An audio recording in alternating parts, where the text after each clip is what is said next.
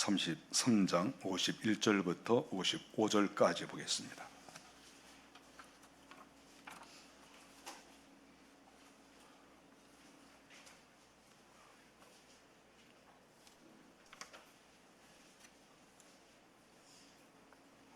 한 목소리로 같이 읽겠습니다.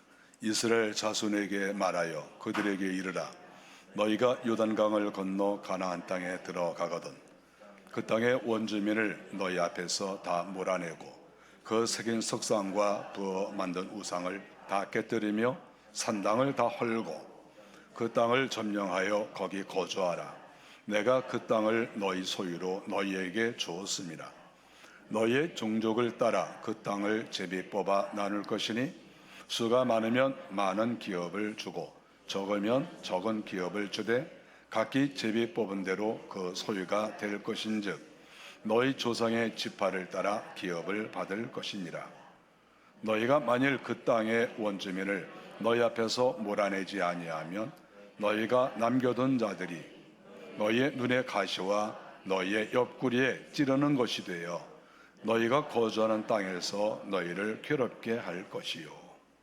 아멘.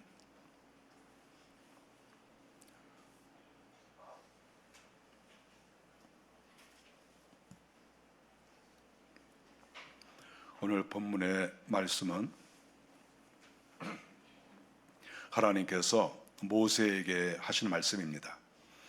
이스라엘 백성들이 40년 동안 광야에서 고생을 많이 하다가 이제 요단강 동편에 있으면서 드디어 요단강을 건너서 가나안 땅으로 들어가게 된 것이지요. 바로 그때쯤에 하나님께서 나타나셨어요. 모세에게 나타나셔서 모세에게 하신 말씀입니다. 하나님께서 모세에게 당부하신 말씀이 오늘 나오는데 그 땅 원주민들을 너희 앞에서 다 몰아내라 이렇게 말씀하셨습니다. 우리가 사람은 다 똑같은 사람 아니겠어요? 남성이나 여성이나 나이가 어리나 많으나 다 똑같은 그런 사람이고 똑같은 인권이 있고 생명이 있고 다 중요한 것이죠. 그런데 가나안에 살고 있었던 그 원주민들이 있었는데 하나님께서 모세를 통해서 그들을 다 몰아내라. 함께 살지 말고 다 몰아내라. 이렇게 말씀을 하셨습니다. 사실 이것은 우리가 늘 보는 말씀이니까 그렇겠지 이렇게 생각할 수 있지만 사실 생각해 보면 굉장히 이것은 어려운 그런 말씀입니다. 우리가 똑같은 사람 아니겠어요? 똑같은 사람이고 다 우리가 서로 눈을 마주 볼 수도 있고 같이 식사도 할 수 있고 똑같은 사람인데 그들을 죽이든지 쫓아내든지 어쨌든 다 몰아내고 그리고 그 사람들이 이렇게 또 산당도 만들어 놓고 그랬는데 그거 다 부숴버리고 완전히 너희들 그 안에 들어가서 새롭게 살림을 해라. 바로 그러한 말씀이 아니겠습니까? 그러니까 만일에 그렇게 하라고 했는데 너희가 그렇게 하지 않으면 나중에 그 사람들이 너희들에게 바로 가시가 될 것이다. 눈의 가시가 된다. 이렇게 말을 했습니다. 우리가 가시가 될 때 가시가 된다는 말이 무슨 말인가 이렇게 생각해 볼 수 있죠. 이 가시라고 하는 것은 예를 들어서 그 눈의 가시가 된다 하는 말은 눈을 직접 찌른다는 말도 될 수가 있겠죠. 왜냐하면 가시로 그 눈을 찌르면 눈이 얼마나 예민하겠습니까? 그러니까 눈이 굉장히 힘들겠죠. 그런데 여기에서 말하는 거는 이렇게 단순하게 물질과 물질, 이 물질이라고 하는 가시가 이 물질인 내 눈을 찔러서 눈이 아플 것이다. 이 정도로 머무르는 말은 아니겠죠. 여기에서 하시는 말씀은 일종의 비유라고 말씀할 수가 있겠죠. 너의 눈에 가시가 된다 하는 이 말은 우리가 가만히 생각해 보면 어떤 말씀이겠습니까? 이렇게 내가 눈을 뜨고 세상을 이렇게 보는데 눈에 가시가 된다는 거는 눈에 걸린다는 거예요. 이렇게 눈에 내가 이렇게 뭘 봤는데 자꾸 눈에 걸려. 그러면 이게 눈에 가시가 아니겠어요? 예를 들어서 나하고 경쟁 관계에 있는 사람이 있는데 그 사람이 굉장히 잘 되는 거예요. 그러면 눈에 가시가 되겠습니까? 안 되겠습니까? 그러니까 아무리 마음이 넓은 사람이라도 그러니까 눈에 가시가 되는 거죠. 어떻게 된 거야? 저 사람들 이렇게 너무 잘 되고 또 이렇게 자기하고 사이가 나쁜 사람이 또 어떻게 무슨 행동을 한다 그러면 또 그게 또 눈에 가시가 될 수 있고, 어쨌든 자기 마음이 불편한 거예요. 자기 마음에 괴롭고 어려움을 주는 것, 이게 눈에 가시다 이렇게 말할 수도 있겠죠. 이 가시라고 하는 것은 어떻게 보면 실질적인 가시는 작은 거잖아요. 눈에 잘 보이지도 않을 수도 있죠. 그런데 실질적으로 물질적인 이 가시는 만일에 우리 몸에 박힌다 그러면 정말 그 조그만 가시가 찔려도 그 몸의 작은 부분을 찌르는데도 그게 그렇게 고통스럽고 괴로운 것이 아니겠습니까? 우리가 모기에만 물려도 밤에 잠을 자는 게 굉장히 어렵죠. 이 작은 것이라도 무시하면 안 돼요. 이 작은 것이 나를 괴롭게 하고 평생을 고통을 줄 수도 있는 것이죠. 밤에 잠을 자지 못하게 할 수도 있는 것이죠. 어떤 가시는 이렇게 가시가 박혔을 때 그거를 뽑아낸 경우도 있지만, 어떤 때는 이거를 뽑아내지 못하는 경우도 있어요. 그럼 이게 몸 안으로 들어가잖아요. 그럼 조그만 게 하나 들어갔는데도 너무 이것이 내 몸을 따갑게 하고 힘들게 하는 것이다. 하나님께서는 그것을 다 알고 계시는 거죠. 그래서 하나님의 말씀은 너희들 그 가나안 원주민들 쫓아내지 않으면, 너희들 그 사람들과 결별하지 않으면 나중에 너한테 가시가 되는 거야. 눈에 가시 돼. 지금은 괜찮은 것 같지 나중에 다 가시 된다. 이렇게 말씀을 하고 계시는 것이죠. 또한 올무가 된다고도 말씀하셨습니다. 올무가 무엇입니까? 올무라고 하는 것은 이렇게 만일에 어떤 짐승을 잡을 때 동그랗게 이렇게 올무를 만들어서 던져서 그 짐승을 잡잖아요. 그러니까 머리를 감든지, 즉 목을 감든지, 또 다리를 이렇게 던져서 잡든지, 그러면 그 올무에 걸리면 꼼짝을 못 하잖아요. 우리가 짐승을 사냥할 때 대개 이 올무를 쓰지 않습니까?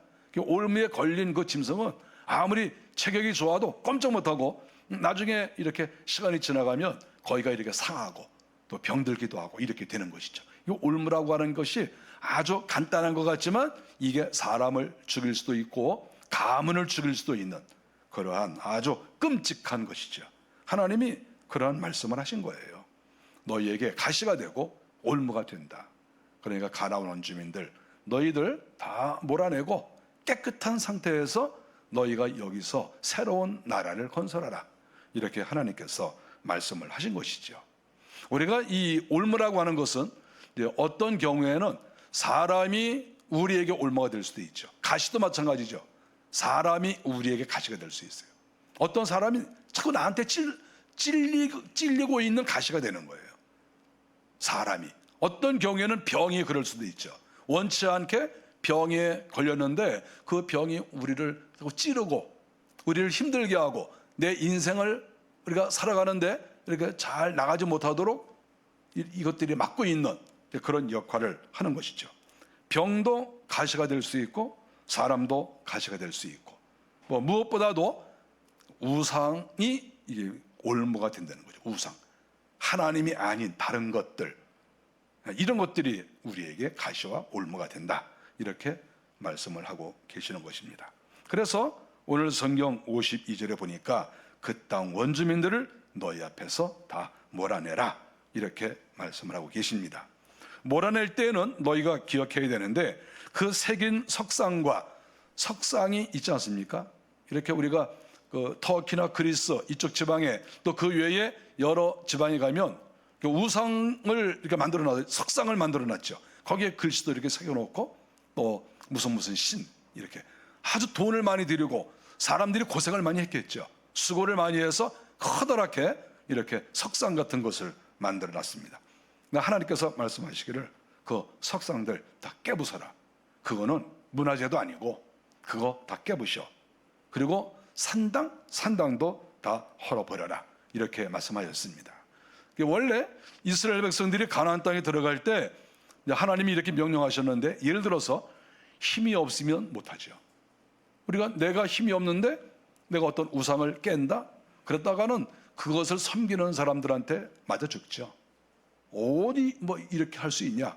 그래서 이 종교 전쟁이라는 게 굉장히 무서운 거예요. 이 세상에서 이 종교 전쟁, 사람들은 이 종교 전쟁을 아주 무섭게 생각하고 어떤 미래학자는 미래의 전쟁은 종교 전쟁이라고 말하기도 하죠. 저도 그렇게 생각해요. 이 마지막 시대에는 종교 전쟁, 이거 무서운 겁니다. 한쪽이 강하고 한쪽이 약하면 누를 수가 있겠죠. 그런데 상대가 약하지 않다, 그러면 전쟁이 일어날 수 있는 거 아니겠어요? 그래서 이스라엘 백성들이 가나안 원주민들을 쫓아내게 될 때 그들을 왜 쫓아내느냐, 왜 함께 살지 못하느냐, 그 사람들이 우상을 섬기기 때문에 그런 것이죠. 하나님이 아닌, 아예 종교가 없으면 상관이 없는데 하나님이 아닌 다른 신앙을 가지고 있으니까 하나님께서는 그 사람들과 너희들은 함께 공동체를 이루거나 함께 한 집안에 한 동네에서 살 수 없다, 하나님이 이렇게 말씀하시고 몰아내면서 석상과 우상들, 산당들 다 헐고 깨 부숴라, 이렇게 말씀하고 계신 것이죠. 하나님이 힘을 주신다는 거죠. 하나님이 너에게 힘을 주겠다, 그러니까 얼마든지 그렇게 할 수 있다. 그리고 너희들은 불법적으로 욕심으로 그러는 게 아니다. 내가 이 땅을 너희에게 주었다. 내가 너희한테 주었으니까 너희들은 합법적으로 거기에 들어가는 것이고, 너희가 그들을 몰아내는 것도 합법이고, 이거 다 합법이다. 사람들이 볼 때는 어떻게 생각할지 모르지만 하나님이 말씀하시는 거예요. 이거 합법이야. 내가 결정했어. 내가 이렇게 하는 거야. 이렇게 하나님께서 말씀을 하고 계시는 것입니다.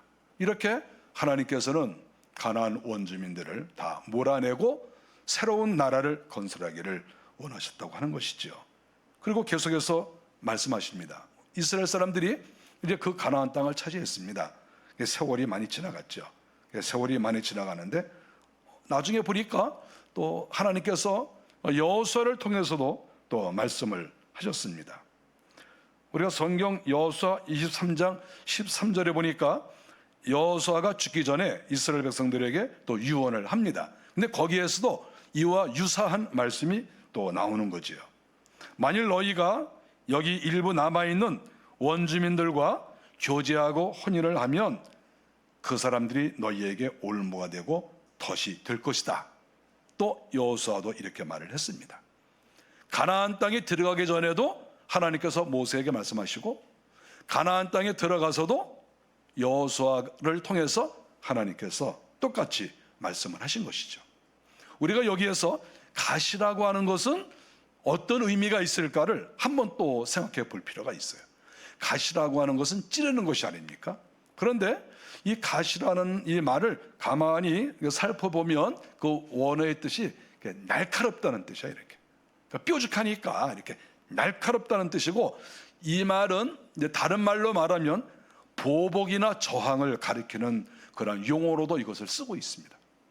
너희한테 가시가 된다 하는 이 말은 너희한테 보복할 거야, 너희한테 저항을 할 거야, 이런 의미가 거기에 포함이 되어 있는 것이죠.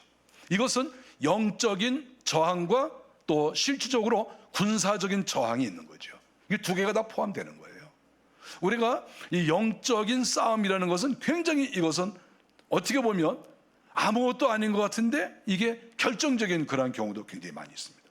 또 남들이 볼 때에는 그거 뭐 우리가 인생 살아가는데 나는 뭐 이런 종교 믿고, 나는 이런 종교 믿고, 뭐 나는 이런 교회 나가고, 뭐 그거 별거 아닌 것 같잖아요. 그러나 이것이 조금만 깊어지면 여기에서 이제 부딪히는 소리가 나고, 어떤 경우에는 서로 칼을 들이댈 수 있는 이러한 일이 발생하는 거죠. 하나님께서도 계속해서 말씀하셨지만 우리가 인생을 살면서 정말 생각하는 것은 다른 종교를 믿는 사람과 공동체를 이룬다는 것은 굉장히 어려워요. 다른 사람들과. 우리가 우리나라의 정당을 보면 그렇지 않습니까?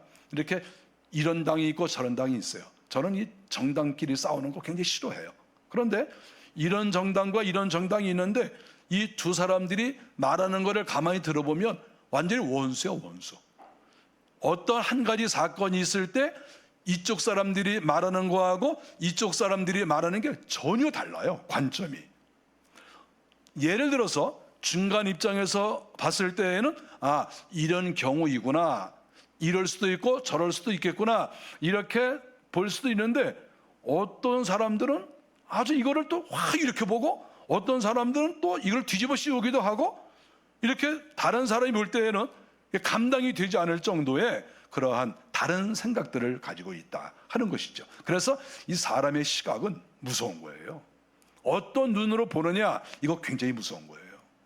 항상 우리가 이 세상을 살아갈 때 우리는 예수를 믿으니까 하나님 중심으로 늘 생각해야 돼요. 하나님이 어떻게 생각하실까? 이게 바른 것이 무엇인가? 하나님이 원하시는 정의는 어떤 것인가? 우리가 이런 생각을 우리가 해야 됩니다. 저는 정말 가슴이 좀 아픈 게 뭐냐면, 우리나라의 정치도 예를 들어서 이렇게 이쪽과 저쪽이 있겠죠. 그래서 서로 토론하고 서로 대화하고 서로 자기 주장을 내세우지만 결국에는 또 나라를 위해서 해나가는 게 정치 아니겠어요? 저는 가끔 어떤 지역을 방문을 하는 경우가 있지 않겠어요? 이쪽 지역도 가고 저쪽 지역도 가고 이렇게 여러 지역을 갑니다. 가서 그쪽에 있는 그런 주민들이나 또는 어떤 목회자들과 대화를 나누는 경우가 있죠. 그게 제가 깜짝 놀랄 때가 많습니다. 전혀 생각지도 못한 주장을 어디에 갔더니 하고, 또 어디에 가도 역시 마찬가지로 전혀 생각지도 못하는 말을 이렇게 하는 경우가 있죠. 제 자신은 깜짝 놀라는 거죠. 이런 생각들을 가지고 있구나. 무서운 거예요. 시각이 다른 거예요. 어떤 눈으로 보고 있느냐, 그 사람의 속에 뭐가 있느냐, 여기에 따라서 보는 눈이 다르고 행동하는 게 다르고 또 결과가 다르죠. 굉장히 무서운 거예요, 이게. 그런데 만일에 종교가 다르다, 신앙이 다르다, 신앙의 색깔이 다르다, 이거 무시 못합니다. 이거 굉장히 무서운 거예요. 그리고 이런 것이 양보가 잘 안 돼요. 양보를 또 하는 경우도 있는데 그거는 이렇게 많은 숫자는 아니고 대부분은 자기가 한번 어떤 생각을 가지고 있거나 어떤 신앙을 딱 이렇게 결정을 하면 10년, 20년, 30년이 지나가도 잘 안 변하죠. 그러니까 우리가 이 땅을 살면서 좀 겸손해야 되는 게 뭐냐 하면, 이 사람이 이런 생각을 가지고 있지만 내가 이 사람을 바꿀 거야. 내가 이 사람 바꿀 수 있어. 예를 들어서 이 사람이 불교 신자인데 내가 이 사람을 내가 잘 가르치고 설득해서 이 사람의 그 신앙을 내가 바로 이끌 수 있어. 이렇게 생각하는 게 교만이에요. 그러니까 잘 안 됩니다. 우리가 기독교 안에서도 예를 들어서 저희 교회는 영적인 것을 추구하잖아요. 아무래도 우리가 하나님의 말씀대로 살고 거룩하게 한번 살아보자, 이런 생각을 가지고 있어요. 저희 교회는 교회마다 색깔이 좀 다르잖아요. 그래서 이러한 마음을 가지고 이렇게 친구를 가까이 하는데 10년, 20년, 30년이 지나도 저하고 친구인데도 전혀 변함이 없어요. 그래서 제가 겸손해지는 거죠. 그렇지 않겠어요? 아니 분명히 나는 이렇게 늘 기도하고 하나님 앞에 바로 살자고 하고 그래도 상대도 그러는 거예요. 나도 기도 많이 해. 우리가 회개를 많이 해야 됩니다. 나 회개 다 했어. 그럼 어떡합니까? 20년, 30년 친구고 어떻게 떨어질 수 없는 친구예요. 그런데도 그런 생각을 가지고 있어요. 아무런 제 말을 듣지도 않아요. 그런데 친구야. 이런 경우도 있다는 것이죠. 그래서 결국은 제가 생각합니다.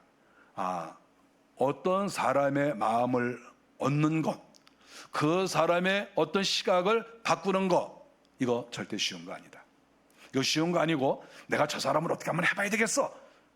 내가 내 남편을 어떻게 하고 내 아내를 어떻게 하고 누구를 어떻게 하고, 이런 거는 그거 쉬운 게 아니에요.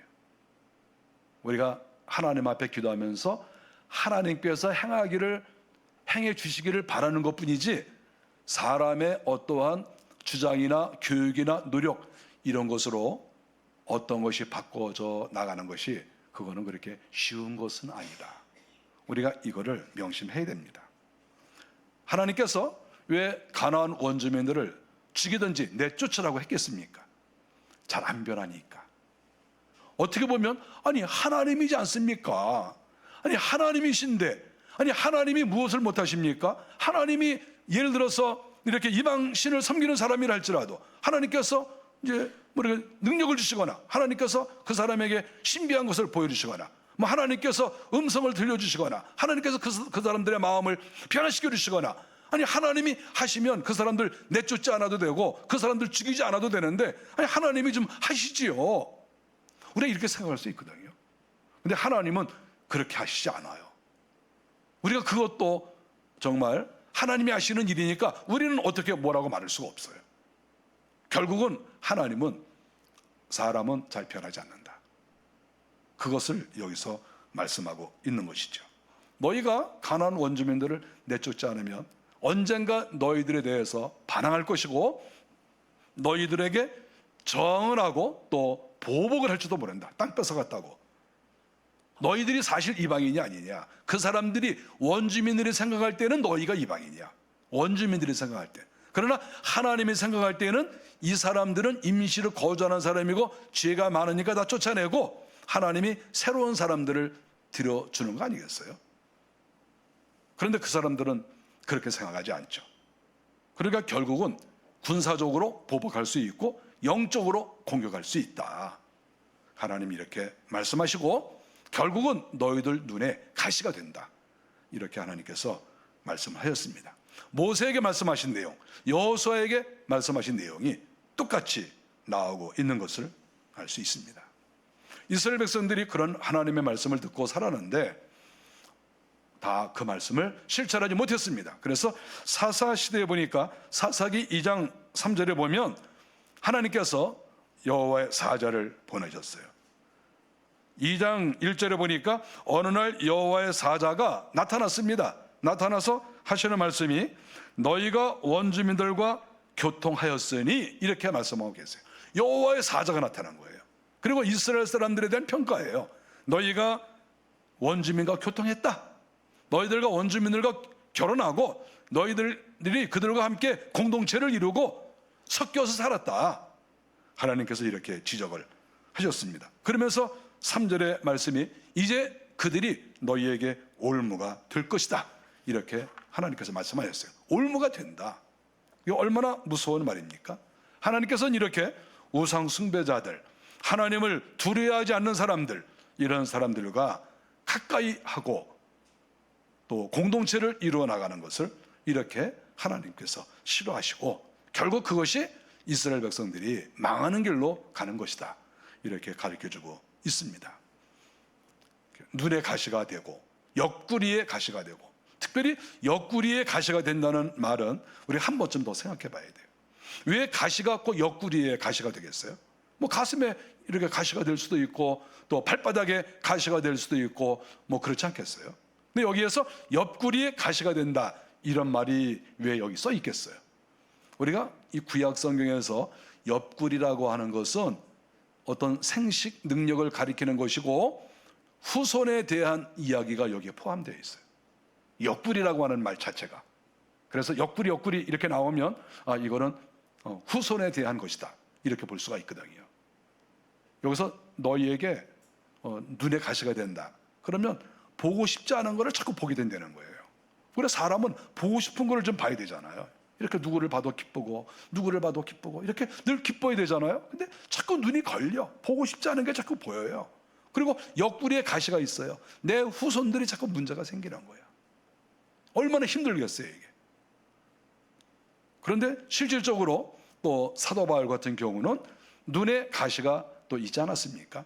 바울도 자기가 눈에 가시가 찔렸다는 거예요. 이건 실질적인 것이죠. 그런데 바울이 뭐 가시가 이렇게 찔려가지고 매일 가시를 달고 다닌 건 아니죠. 이게 무슨 말입니까? 이게 바울에게는 눈병이 이렇게 있었어요. 눈병.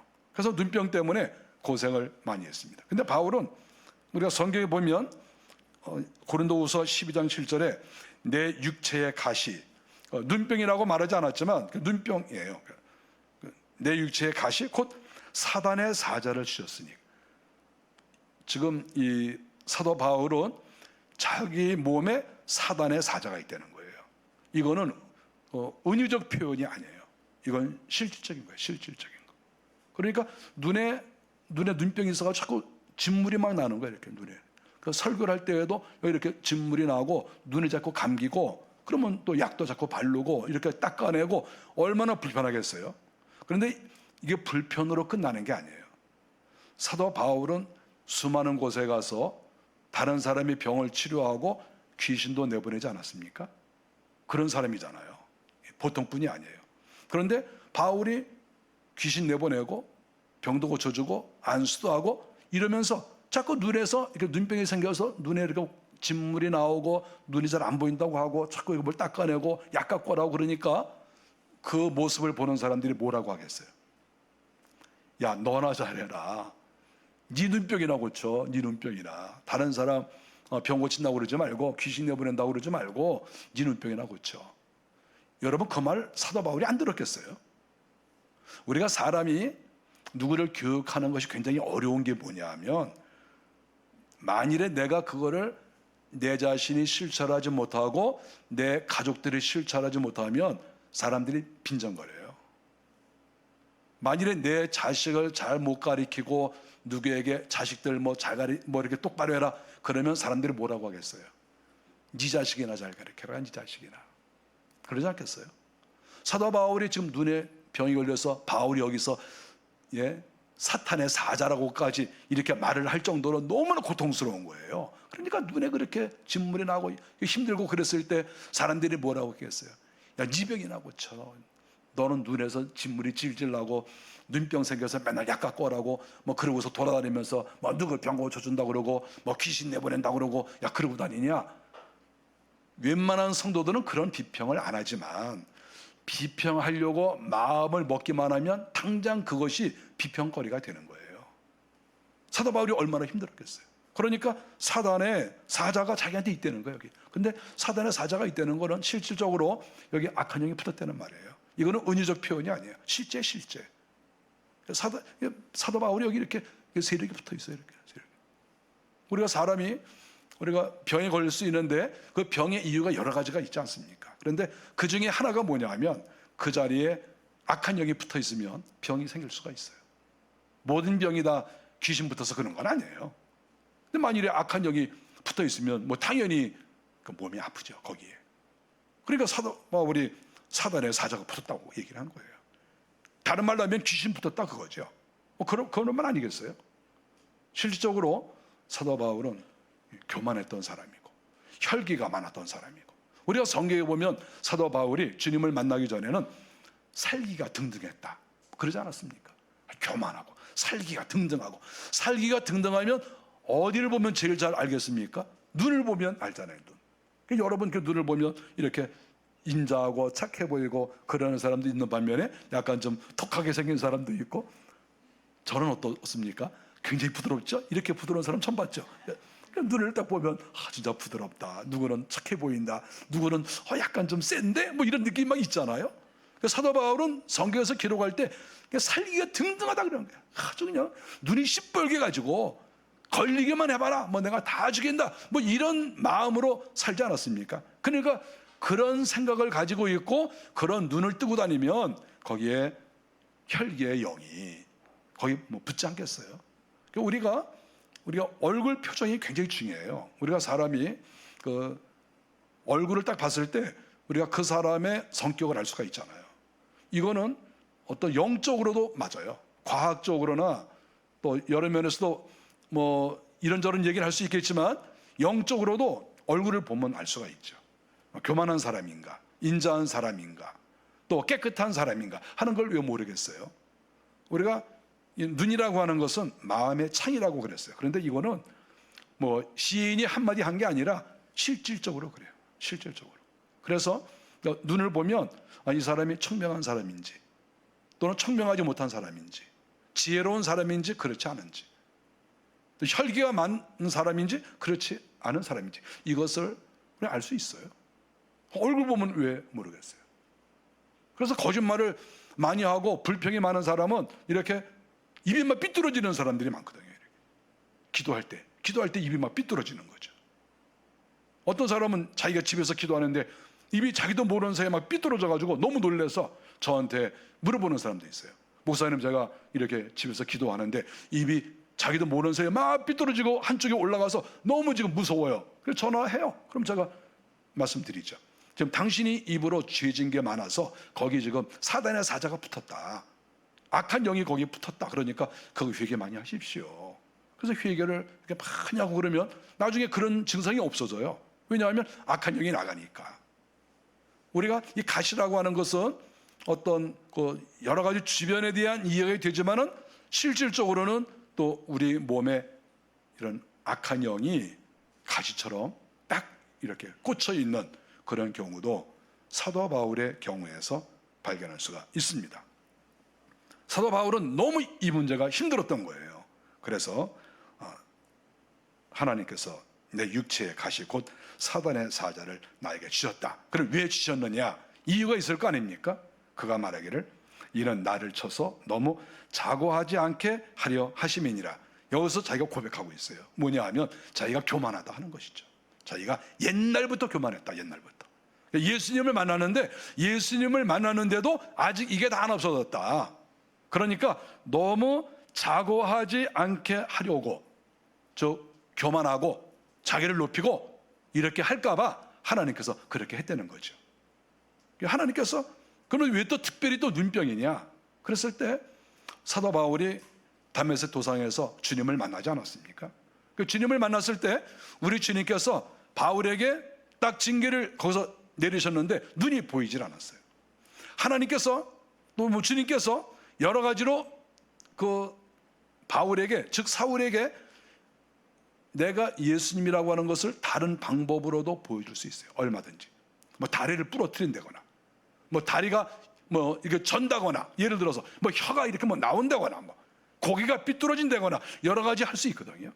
근데 왜 하나님께서 이렇게 눈을 멀게 하셨습니까?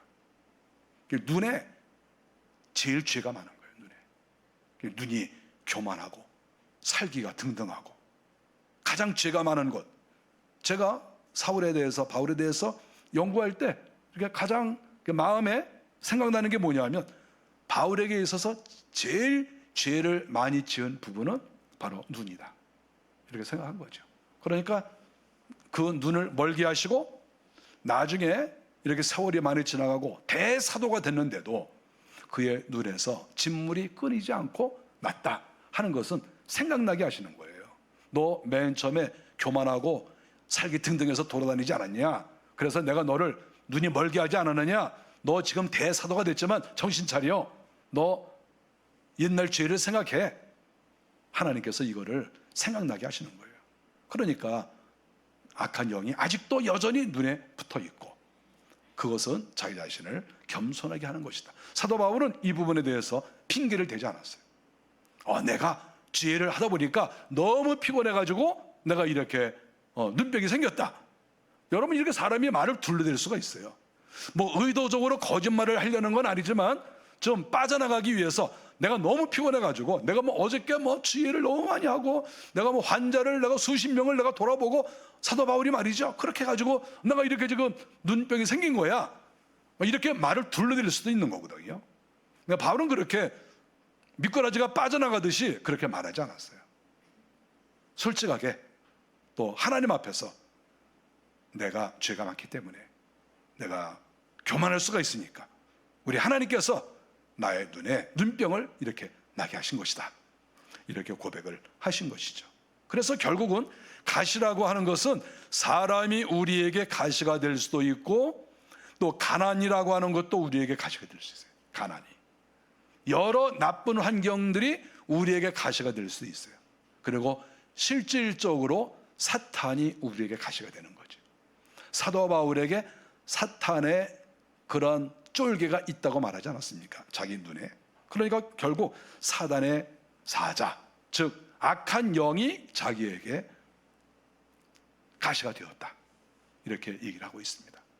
가시는 여러 가지 그런 내용을 가지고 우리를 찌르고 괴롭게 할 수 있는데 그 배경에는 사실 사단의 역사가 있다 하는 것을 알 수가 있죠.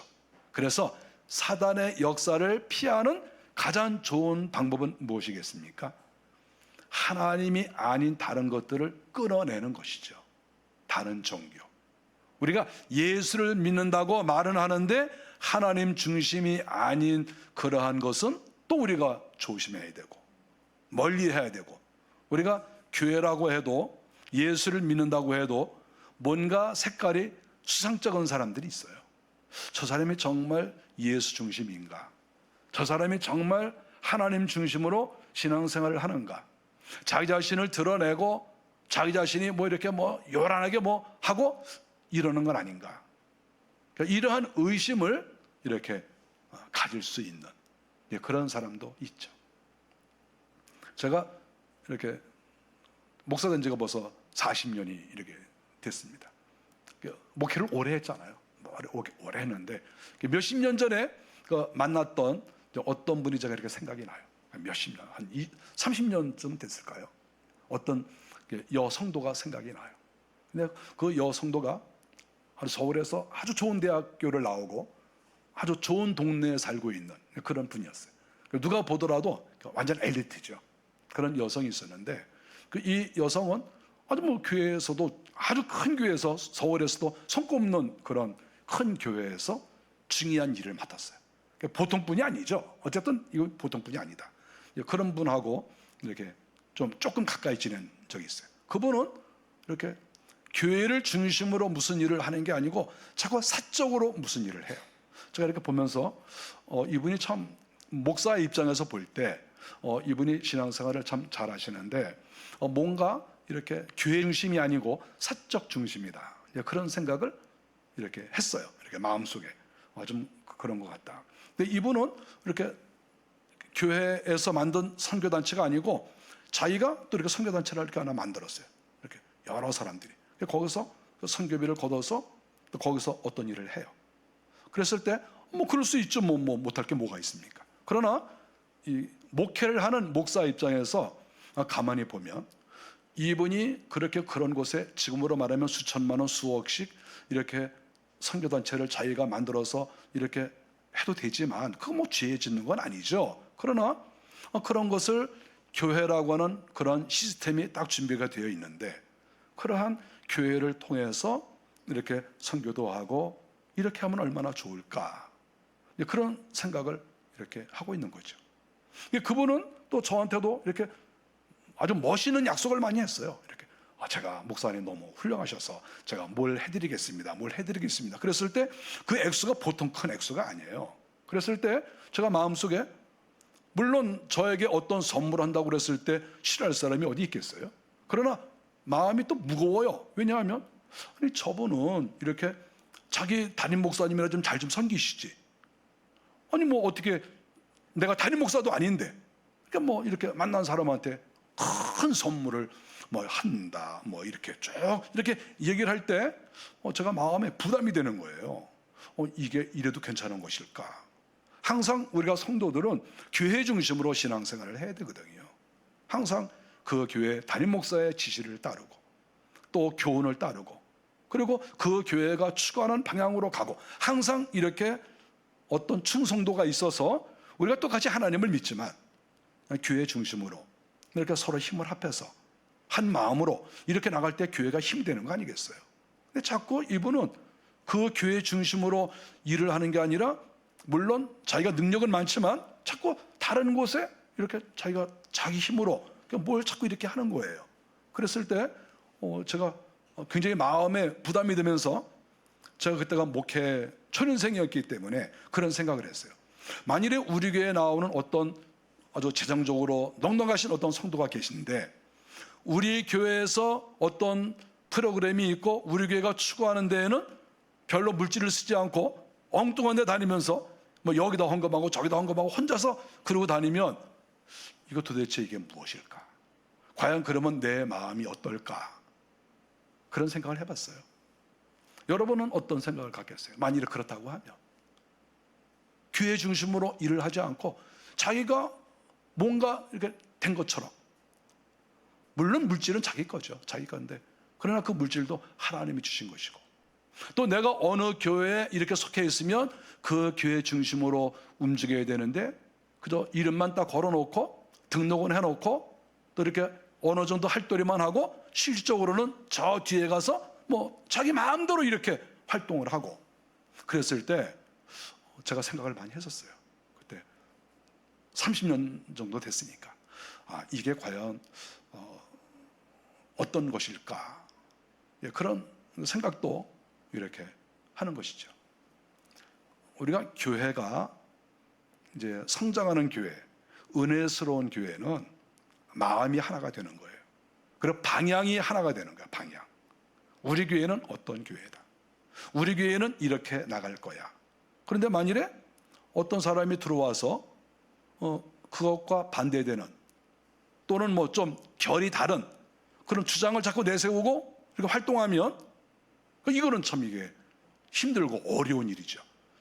타종교라고 하면 끊어내면 되지만 타종교가 아니란 말이에요. 예수를 믿어요. 그런데도 색깔이 달라. 그러면 이거는 정말 힘들고 어려운 일이 되겠다 하는 것을 우리가 알 수가 있죠. 그러면 알게 모르게 가시가 될 수도 있죠.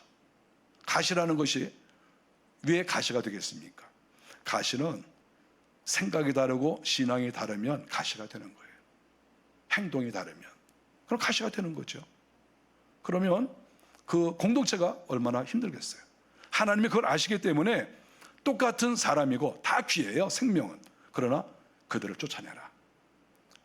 그들을 너희 곁에 두지 말라. 결혼도 하지 말라. 가까이 하지 말라. 바로 그 말씀 아니겠어요? 곁에 절대 두지 말라는 거예요. 곁에 두지 말고 너희가 하나님만 바라보고 하나님 중심으로 살아라. 이렇게 말씀하고 있습니다. 저는 이 교회를 섬겨나갈 때 하나님 중심으로 정말 섬기고 싶어요. 하나님께서 원하시는 대로 나가고 싶습니다. 사람들이 많이 모이면 좋겠지만 많이 모이지 않더라도 거기에 그렇게 큰 비중을 두지 않습니다. 하나님 앞에 바로 서기를 원하고 또 저 천국을 바라보고 어떻게 해서든지 말씀대로 살겠다. 이런 분들이 저희 교회에 많이 나왔으면 좋겠고 또 그렇게 살아갈 때 하나님께서 은혜를 주시죠. 만일에 그렇지 않은 사람과 교제하고 가까이 지내고 그러다가 나한테 가시돼요. 가시되고 올무됩니다. 올무에 한번 걸리면 빠져나오는 게 어렵잖아요. 한번 걸리면 힘들어요. 우리가 사기꾼한테 한번 걸리면 계속 당한다는 말이 있잖아요. 내가 사기당했네? 그리고 근데 거기에서 빠져나오려면 그게 쉽지 않아요. 한 번 다 걸리면. 그러니까 그것이 5년 가고 10년 가고 20년 가고 이렇게 될 수가 있거든요. 우리는 뭐 외톨이로 살자 그러는 게 아니에요. 우리가 좁게 살자 그러는 게 아니에요. 중요한 것은 하나님 중심으로 살자. 그리고 또 우리가 이런 귀한 공동체를 만들어 나갔으니까 이러한 공동체가 추구하는 이러한 방향에서 우리가 한 마음이 되자. 그러면은 은혜스럽게 성장을 하는 것이죠. 잘못하다가는 우리 안에 가시가 있을 수 있고 잘못하다가는 올무가 있을 수도 있죠.